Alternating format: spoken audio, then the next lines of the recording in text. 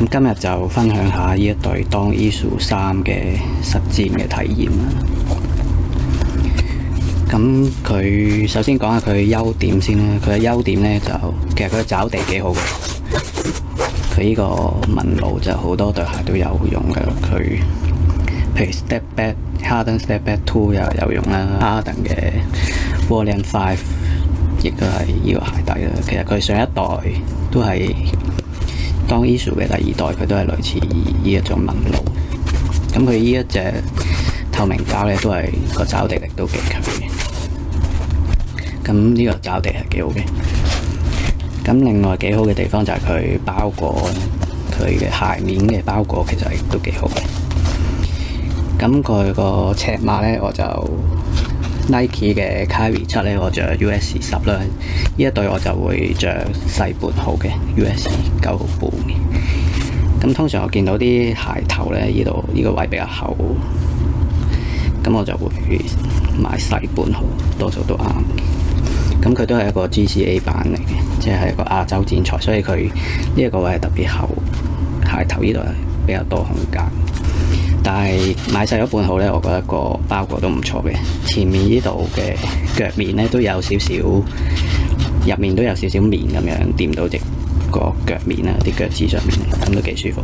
咁個鞋脷咧就有內靴嘅，同埋佢都有一啲 padding， 即係有一啲面嘅。咁就算套咗入去有少少緊咧，都舒服嘅。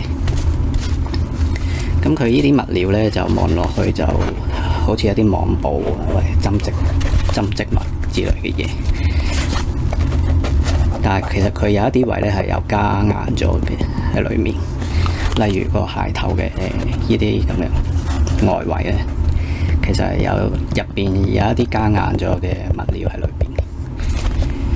咁呢個鞋帶系統咧，其實佢呢個 Zigzag 嘅下面呢一啲網布咧，其實都有一層加硬咗嘅嘢。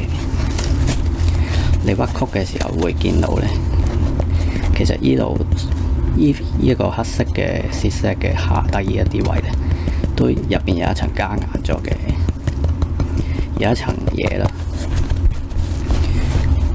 咁佢個腳踭鎖定都幾好嘅，雖然佢個呢個鞋領嘅 cut 係比較低，佢望落好似中筒，其實着落咧，你呢一個位拉緊咗之後咧，上面呢度係冇嗰個對於嗰個足踝個位置係冇乜鎖定嘅，其實係一對低筒鞋咁。咁成個鞋面嘅包裹嚟講咧，鞋面啫喎，個包裹係幾好嘅。咁佢嘅緩震嚟講咧，佢個鞋踭嘅緩震都幾好嘅。呢一個位踩落去幾彈嘅，有少少似佢上一代用班嗰種感覺嘅。其實佢呢一個鞋踭同 Dame 7有個感覺有少少似嘅，個厚度都有少少似。咁佢個鞋嘅前掌嘅緩震咧就比較少，算係比較接近係冇乜緩震嘅。咁呢個係好唔好就見仁見智啦。因為如果追求啲反應好快嘅球員，可能會中意一啲即係前掌係基本上好似你赤腳咁嘅，或者你好似着住對 Vans 咁，佢前掌個感覺，即係個緩震係比較硬同埋好薄好貼地嘅。咁講下呢對鞋嘅缺點啦。佢其中有一個缺點咧，就我唔知係佢專登想做到咁，定係對我嚟講就唔算話最中意啦。就係佢呢個鞋底係好平，即係如果攞一個平面睇，佢差唔多係一個平底鞋嚟嘅。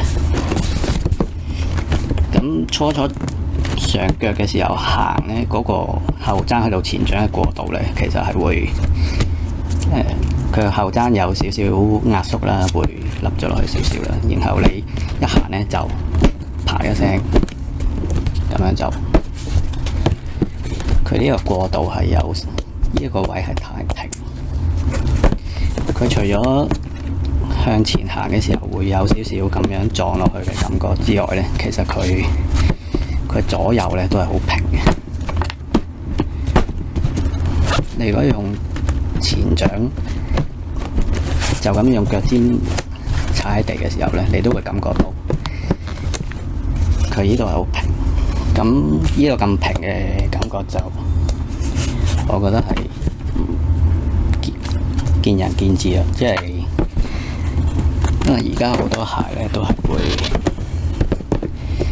比較圓一啲，令你嘅過渡，即係左右橫移嘅過渡咧，都係會順滑啲。向前跑亦都係會順滑啲嘅。即係其實而家好多鞋都係比較上係人體工學啲，啲邊位咧係會圓啲，甚至乎 Zion 呢啲咁俾啲大舊嘅人着嘅鞋都係比較 smooth 嘅呢啲位。咁呢一對鞋就要注意呢一樣嘢啦，就未必個個人咁中意。咁佢有一個好處咧，就係佢，譬如你拎住個波想瞄籃嘅時候咧，會覺得隻腳好穩定。咁有啲人嘅打法咧，就係拎住個波就瞄籃，咁可能防守者撲過嚟，你就一步過去咁樣。咁其實呢隻鞋咧做呢一個動作係幾好嘅，因為個前掌係好貼地、好快嘅，亦都好穩嘅。佢冇乜踩住咗，佢完全唔會搖，亦都唔會話有一個壓縮令你隻腳沉咗落去。佢係好似一塊紙板咁，佢個鞋墊其實係好薄嘅。咁就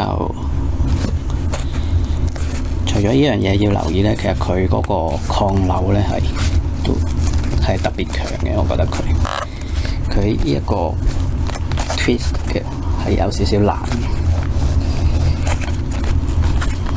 咁呢一樣嘢就亦都係見仁見智啦，好唔好？即係對於我嚟講咧，我就唔中意啲抗扭咁強嘅，我就中意隻鞋係可以 twist 到多啲。因為而家打籃球咧，你隻腳其實係要做嘅嘢，有時係會變化多啲啦。同埋你有時踩到人隻腳咧，咁你隻鞋如果個剛性咁大咧，你一踩到，當你踩到一啲嘢咧，如果佢係唔能夠去 twist 嘅話咧，咁你隻鞋你就好易拗柴。反而一啲可以俾你踩到一啲嘢咧，然後隻鞋係可以變形咧，佢冇咁容易令你隻腳拗。你個身體亦都有啲時間去扭翻正隻腳。咁我着呢對鞋第一次打就已經拗咗柴。咁一陣會再講下佢仲有啲咩問題。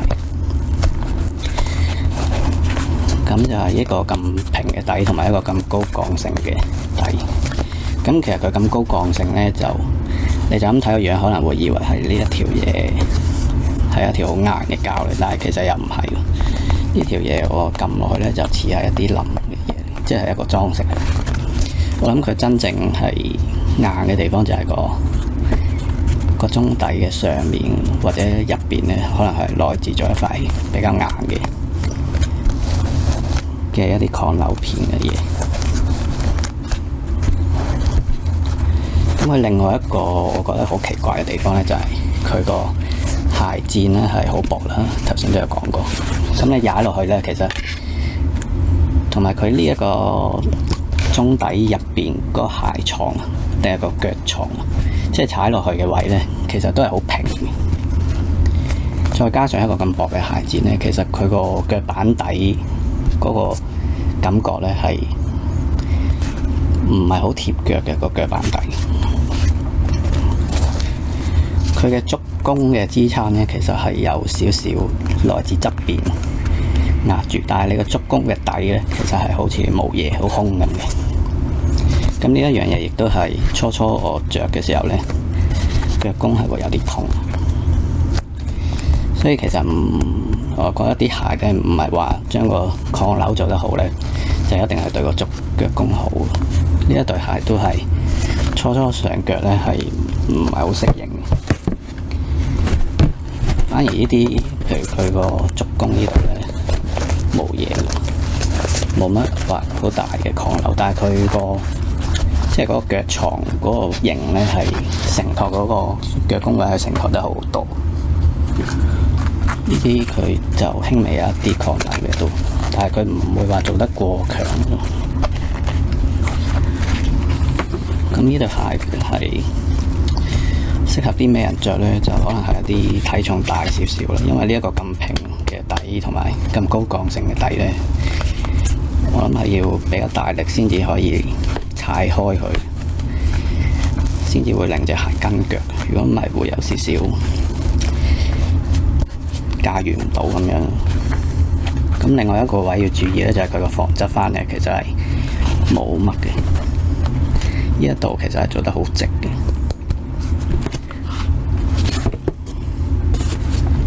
同埋呢一種防側翻咧，佢側邊係比較硬少少，佢就唔似話呢一啲咁樣嘅比較人體工學嘅係圓嘅。你隻腳喺呢一度，就算喺呢度落地咧，佢都可以有少少位壓縮，變成咗一個好似平面咁。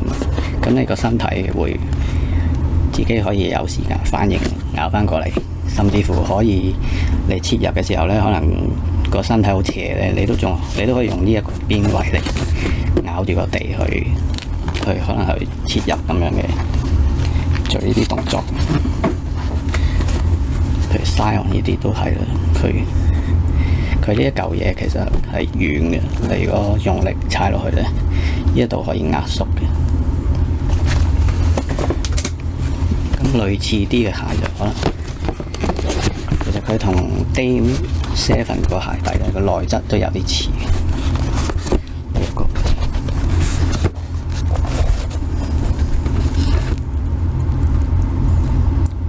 都係有少少好似個就翻係個腳板嘅線條啊。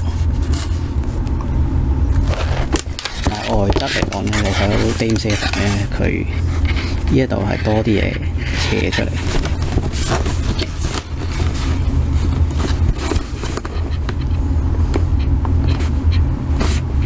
呢一度，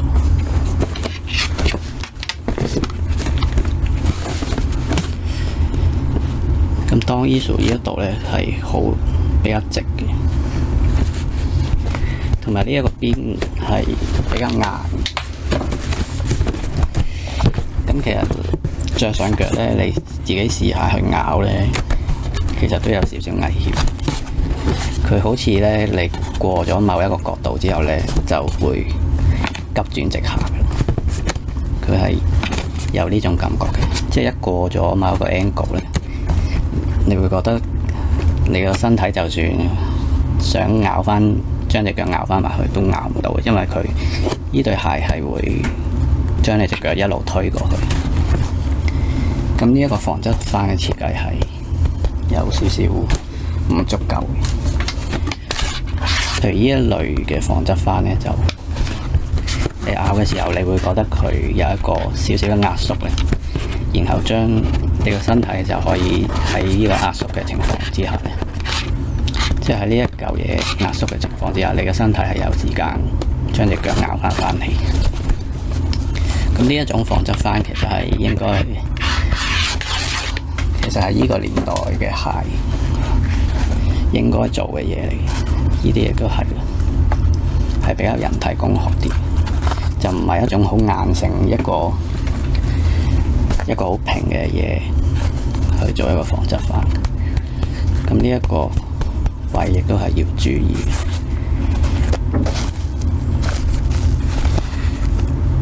咁我覺得呢對鞋就唔係話唔好嘅，但係就頭先提過嗰幾點咧，就可能要注意下。